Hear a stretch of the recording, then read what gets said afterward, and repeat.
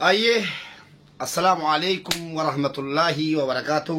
جرجرتو بلوان كي نبي الدنيا ترجم تنو كان إيرا كان شمرني أوي كان شمرني كان إيرا نجا كيسني هو كان قطع دني دما خيرو كيس ديما جرو يوكي موديما بولي يوكي موديمو تجرو لا جسه إبسكين نون نفه ونتشي أكما إدا دبتها بولي بري فمان السينما تنساتوري واندن ديما جرا Lugar dubbachuudhaaf gochaa sukkanneessaa obboleessa keenya irratti raawwatame hundinuu bakkuma hundaa dhiironni sagalee tokkoon balaaleffatanii jiru.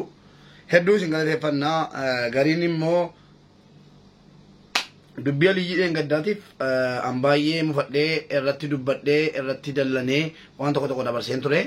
Sana wal qabsiistanii dubbiin nuti shiirri xaxamaa ture ijoollee dhiiraa Saawudiirraa muraa jettanii isin gorsaa turtan isiniin bee kan jedhaa jiran dannutu jiru. Haa ta'u malee dubbiin akkasii miti baay'ee nama gaddisiisa. Haalli mucaa kanarraa murame baay'ee nama gaddisiisa.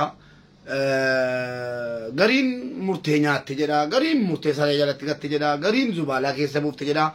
Kun waan muramee zubaalaa keessa buufamu hin turre, waan sareedhaafis kennamu hin turre. Humnoonni biyya adda addaa teessanii harka keessan yookiin immoo dhagaa nuti darbataa kan yerootti of qusadhaa. Dhimma kana ofumaa keenyaaf dubbatataa jirra. Yoo Rabbi jedhe ofumaa keenyaaf xumurannaa shamarranii wajjin mariin godhamaa jira. Mariin bal'aan.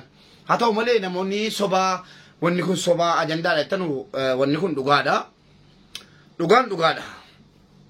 Akka dhageenyetti intaloon mana dalagaatii dhuftee gaatarii informationii qulqulluu namoota hiriyoottan sii tokko hiriyaata sii tokko na beellamtee turte taati kana dawaleen naan cufaa naan jedhe silkiinsi ayyee mee iyyaallee laallammoo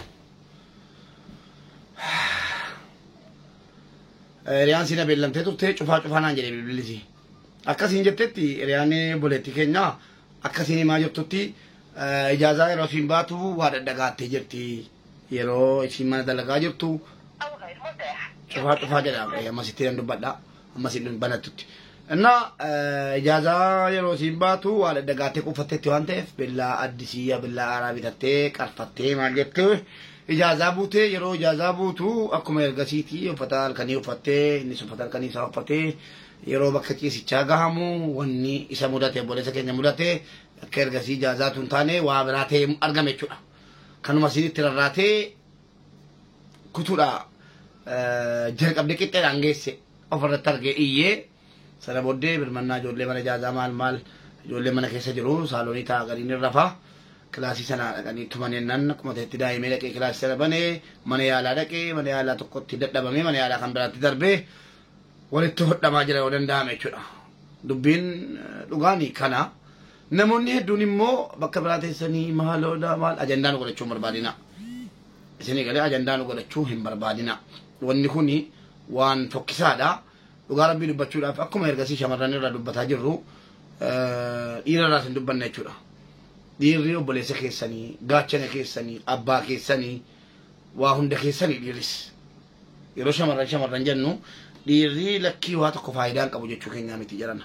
Kana jennaan waan akkasii of qusadhaa amma isa jettus warra abbaa manaa wayiitu wal lolanii jiru ergasii amma ganama kana naa bilbiltee argitee miti naan jettee naan isiin seene heeyan. Maa inni hin jedheeni. Wanti abaluun wanti maqaa isaallee waamuu barbaadu wanti abaluun eeggatu kana maaliif akkas inni wal labanii jiru wal labanii addaan ba'anii jiru ilmoo walirraa qabu tarii inni dindireetti fakkaata jaarsummaa natti batteennaan jaarsummaa sana keessa galuu hin barbaanne amma natti bilbiltee yoo dubbattanii nuun fixxanu ta'e yoo inni deebi'ee mana isaa hin jiraatu ta'e wanni isa eeggatu kana. Ani immoo meeshaa isaa qofatu hin ta'in morma isaanii irraa muree dhaqee mootummaatti harka kennaa jette. Wanni kun maal ibsa jechuudha? Wanni jalqabame kun itti fufiinsa qabaachuu isaa ibsa. Itti fufiinsa qabaachuu isaa ibsa jechuudha. Kanaaf obboleewwan keenya bakkuma jirtanutti of eegaa wal eegaa tu danda'ame ijaazaan ji'a 2-3 fituu afee ijoolleen tasgabboofte bareeda. Ijoolleen bakkuma jiran utuu tasgabbaa'anii bareeda malee haalli deemaa jiru kuni haala rakkisaa fi haala sodaachisaadha. Ani amma fakkeenyaaf edda billaa walitti qabaa bule. Maaliif bishaan mataa tiroobe jedhan miila nanqatu jedhama miti. kairoo keessaa jalqabe waan ta'eef dubbiin rabbii namaan galu waati manaa qotii miidiyaa irra oolti tarii akkana anis akkana godhu laata jettee yoo xiqqaa rakkoon narra ga'e jedhee sodaadhee billaa walitti qabaan bule akkuma silliifii irratti argitan jechuudha reedii aadamillee akkanuma billaan namni shunkaan inni maa shunkaa maankaa illee isa kenni kanaa jennaan obboleewwan keenya gocha akkasii irraa qusadhaa gochaan akkasii kun gochaa badaadha shamarran irratti dhiibbaan yookiin morakkoon adda addaa gara dhiiraatiin irra gahaa ture eeyyeen dhugaadha irra gahaa ture kana haaluu hin dandeenyu dhiironni biyya alaa jirru harki caalaan keenya yoo yaani namni gaarii keessa jiraates ajaanis keessa jira ajaa iddeegaa badaa keessa jira sababii jira tarii shamarran saaxilamanii viidiyoo waraabamanii immoodhaan waan argeen viidiyoo waraabamaniitu jarri hin beekin miidiyaa irratti viidiyoon jaraa ba'ee jira warra akkasii kun utuu nama argatanii deebi'anii carraa nama argachuu carraa abbicha viidiyoo waraabeessan argachuutu argatanii dhugaan sinitti hima meeshaa qofatu hin ta'in morma irraa kutu dubartiin laphee tokkitti qabdi jaallatteetti jibbiteetti keessattuu immoo jibbaa miidhaadhaan wal qabate fakkeenyaaf dubartii tokko jaazaa buufatee namni tokko yookiin immoo viidiyoo koolii itti bilbilee lubbuu koo sin jaalladha sin yaade jedhee ka'e yeroo sin viidiyoo koolii itti naasoftu qaama sii qullaa waraabee miidiyaa irratti maxxansaa sinni galee wal arginaan akkasiin qaltu shakkiin hin jiru jechuudha.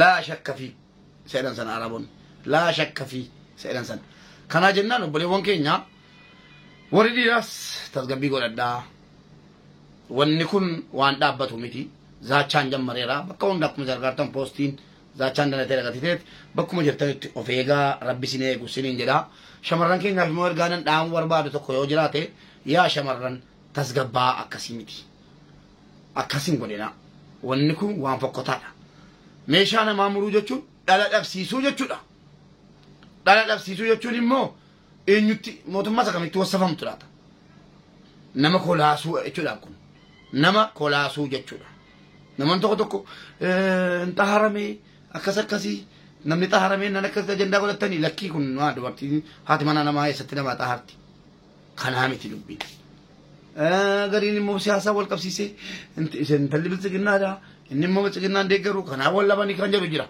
ajandaas akkanaa kana yoo abbaan gadi ba'ee yookiin talli yookiin qurbaan gadi ba'ee miidiyaa irratti akkas dubbate malee aasaa sobaa fuutanii olii gadi nafarsinaan siniin jedha shamarran keenya rabbi qalbii siniif haa kennu laa akkuma argasii keessanii sabaraa gara sana naqina kuni isa ilmoo dhabsiifteetta yoo fayyee walitti hin qaxxalan inni ilmoo dhabeera zalaalamii isaa ati immoo zalaalamii kee mana hidhaateessa faayidaa siniin qabu ta'u wajjin jiraadhaa ta'uu dhiisu addaan ba'a malee rakkoo akkasiitti of hin saaxilina nama saaxiluu miti kun of saaxiluudha biyya namaa keessatti miti biyya ofiittuu waan akkasii gochuun nama adabsiisa galatooma ulfaadhaa laayik sabskiraayib sheer gochuun dagatina nagaatti.